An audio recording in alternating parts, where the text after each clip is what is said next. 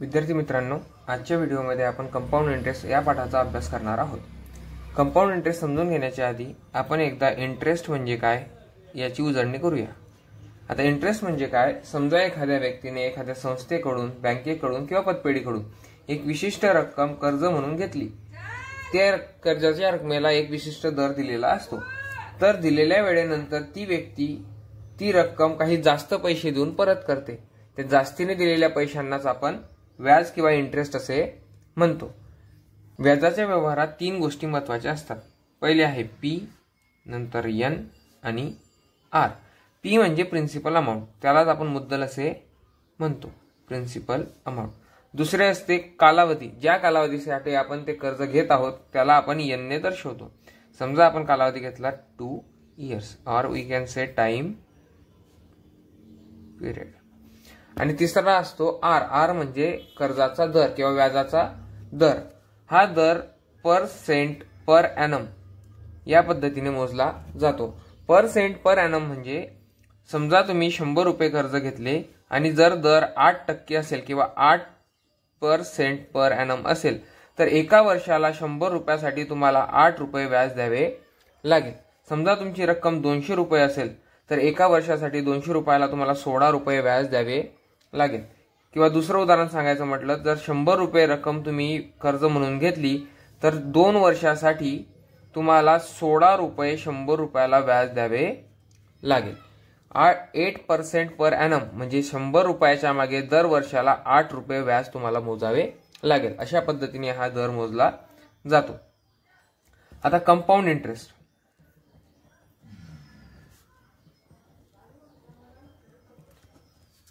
आता compound interest लक्षात घेण्यासाठी आधी आपण सरळ व्याज किंवा सिंपल इंटरेस्ट लक्षात घेऊया। सिंपल इंटरेस्ट म्हणजे काय, समजा तुम्ही जर ही 100 रुपयाची रक्कम कर्ज म्हणून घेतली तर पहिल्या वर्षाला तुम्हाला 8 रुपये व्याज लागेल। दुसऱ्या वर्षाला ह्याच 100 रुपयासाठी तुम्हाला अजून 8 रुपये म्हणजे एकूण 16 रुपये व्याज लागेल। तिसऱ्या वर्षाला अशाच पद्धतीने त्यात 8 रुपये ऍड होतील आणि तुम्हाला 24 रुपये व्याज लागेल। हे झाले सिंपल इंटरेस्ट किंवा सरळ व्याज। परंतु कंपाऊंड इंटरेस्ट मध्ये समजा हीच रक्कम 100 रुपये ही रक्कम तुम्ही 8% या दराने जर व्याजाने घेतली किंवा कर्ज काढले तर 100 रुपयाला पहिल्या वर्षासाठी तुम्हाला 8 रुपये व्याज लागेल। परंतु दुसऱ्या वर्षासाठी तुम्हाला तुमची प्रिन्सिपल अमाउंट किंवा जी काही मुद्दल असेल ती मुद्दल 100 रुपये न राहता त्यात पहिल्या वर्षाचे व्याज हे मिळवले जाईल आणि तुमची प्रिन्सिपल अमाउंट किंवा मुद्दल रक्कम ही 108 रुपये होईल आणि दुसऱ्या वर्षासाठी तुम्हाला 108 रुपयाला 8 रुपये या दराने व्याज द्यावे लागेल। त्यानंतर तिसऱ्या वर्षाला जी काही तुमची 108 रुपयासाठी जे काही व्याज होईल, समजा आपण ते मानले x, तर 108 रुपये अधिक x ही तुमची टोटल प्रिन्सिपल अमाउंट होईल आणि या प्रिन्सिपल अमाउंट साठी तुम्हाला नवीन व्याज मोजावे लागेल। चौथ्या वर्षाला परत ह्यात टोटल आलेल्या प्रिन्सिपल अमाउंट मध्ये ह्या वर्षाचे जे काही व्याज असेल ते व्याज ऍड होईल आणि ती तुमची पुढच्या वर्षाची प्रिन्सिपल रक्कम राहील। अशा पद्धतीने चक्रवाढ व्याज किंवा कंपाऊंड इंटरेस्ट मध्ये तुमची प्रिन्सिपल अमाउंट ही दर वर्षाला वाढत जाते। तर विद्यार्थी मित्रांनो, आता आपण कंपाऊंड इंटरेस्टची एक एक्झाम्पल घेऊया। एक्झाम्पल सॉल्व्ह करण्यासाठी आपल्याला फॉर्म्युला दिलेला आहे A = P (1 + R/100) यात ए म्हणजे दिलेल्या कालावधीच्या शेवटी तुम्हाला परत करायची टोटल अमाउंट, पी म्हणजे तुमची प्रिन्सिपल अमाउंट किंवा मुद्दल जी तुम्ही कर्ज म्हणून घेतलेली आहे, आर म्हणजे व्याजाचा दर आणि एन म्हणजे एकूण कालावधी। समजा आपण एक एक्झाम्पल घेऊया ज्यात एखाद्या व्यक्तीने 4000 रुपये कर्ज म्हणून घेतले। त्या व्याजाचा दर होता 10% किंवा 10% पर एनम आणि त्याने ते टोटल कर्ज 3 वर्षासाठी घेतले। तर 3 वर्षाच्या कालावधीच्या शेवटी त्या व्यक्तीला किती रुपये परत करावे लागणार किंवा किती व्याज द्यावे लागणार हे आपल्याला काढायचे आहे। सर्वात आधी आपण टोटल अमाउंट जी त्याला 3 वर्षाच्या कालावधीनंतर पे करायची आहे ती काढूया। मग त्यासाठी A = P (1 + R/100) A आता प्रिन्सिपल अमाउंट P म्हणजे प्रिन्सिपल अमाउंट जी दिलेली आहे 4000, 1 प्लस आता आर ची व्हॅल्यू म्हणजे दिलेला दर तो आहे 10 भागिला 100 आणि एकूण कालावधी दिलेला आहे 3. या सगळ्या व्हॅल्यू आपण आता फॉर्म्युल्यामध्ये पुटअप करून घेतल्या. त्यानंतर आधी ब्रॅकेट सॉल्व्ह करताना हा 100 ह्या 1 ला मल्टिप्लाय होईल आणि ही टोटल मल्टिप्लाय केलेली अमाऊंट 10 मध्ये मिळवली जाईल. मग total 100 plus 10 is equal to 110 upon 100 raise to 3 is equal to 4000 in bracket.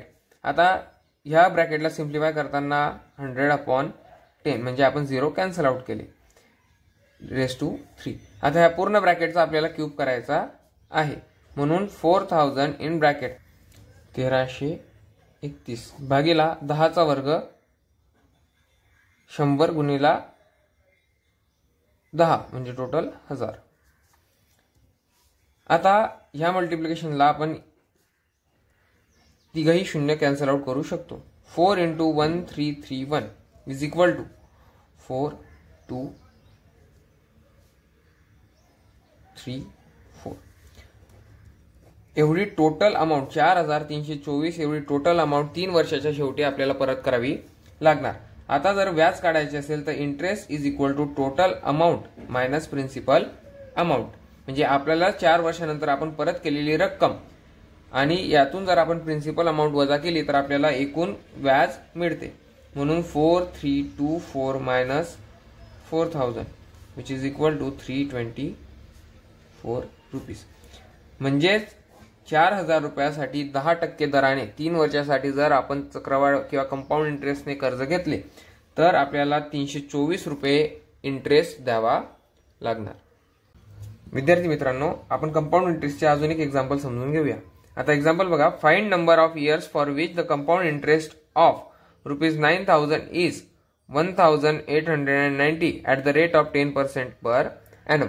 म्हणजे किती वर्षानंतर 9000 रुपयासाठी 10% दराने व्याज हे 1890 होईल हे आपल्याला फाइंड आउट करायचे आहे. म्हणजे या ठिकाणी आपल्याला एकूण दिलेला कालावधी फाइंड आउट करायचा आहे, यांची व्हॅल्यू फाइंड करायची. मग आता व्हॅल्यू फाइंड करायच्या आधी आपल्याला फॉर्म्युला दिलेला आहे A is equal to P in bracket 1 plus R upon 100 raise to N. या ठिकाणी पी ची व्हॅल्यू आपल्याला माहित आहे, आय ची व्हॅल्यू दिलेली आहे, आर ची व्हॅल्यू माहिती आहे, एन ची व्हॅल्यू काढायची आहे. परंतु आपल्याला ए ची व्हॅल्यू आधी काढावी लागेल. मग total amount is equal to P plus I. Therefore total amount will be 9000 plus 1890 which is equal to 10890. ही झाली आपली टोटल अमाऊंट. आता या सर्व व्हॅल्यू आपण फॉर्म्युल्यामध्ये पुट करूया. 10890 is equal to 9000 in bracket 1 plus दिलेला दर 10 अपॉन 100 रेज टू एन, जी व्हॅल्यू आपल्याला फाइंड करायची आहे. 10890 इज इक्वल टू 9000 प्लस. आता या ठिकाणी परत एकदा आपण ह्या दिलेल्या ब्रॅकेटला सॉल्व्ह करूया. मग 100 into 1 is equal to 100 plus 10 is equal to 110 divided by 100 raise to N. ह्या ठिकाणी परत 0 कॅन्सल. आपल्याला मिळते 9000 in bracket 11 upon 10 raise to N. आता 10890 हा 9000 या ब्रॅकेटला मल्टिप्लाय आहे इकडे येताना, किंवा आपण पूर्ण इक्वेशनला समजा 9000 ने डिवाइड केले तर आपल्याला मिळते 9000 is equal to, right hand साइडला जर 9000 ने डिवाइड केले तर डिनॉमिनेटरचा 9000 आणि न्यूमरेटरचा 9000 कॅन्सल आउट होईल. म्हणून इकडे उरते फक्त 10 अपॉन 100 रेज टू एन. आता या इक्वेशनला सॉल्व्ह करताना समजा आपण ह्या न्यूमरेटरला आणि डिनॉमिनेटरला 9 ने भाग दिला तर आपल्याला उत्तर मिळते 100 आणि 121. मग हे इक्वेशन रिराईट केल्यावर 121 upon 100 is equal to 11 upon 10 raise to N.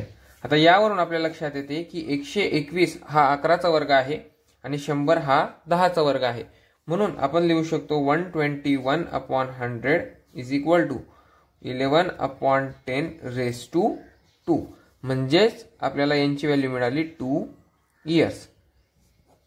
हे आहे आपले फायनल आन्सर. म्हणजेच आपण जर 9000 रुपये 2 वर्षासाठी 10% पर ॲनम या दराने घेतले तर 2 वर्षासाठी एकूण व्याज हे 1890 रुपये होईल.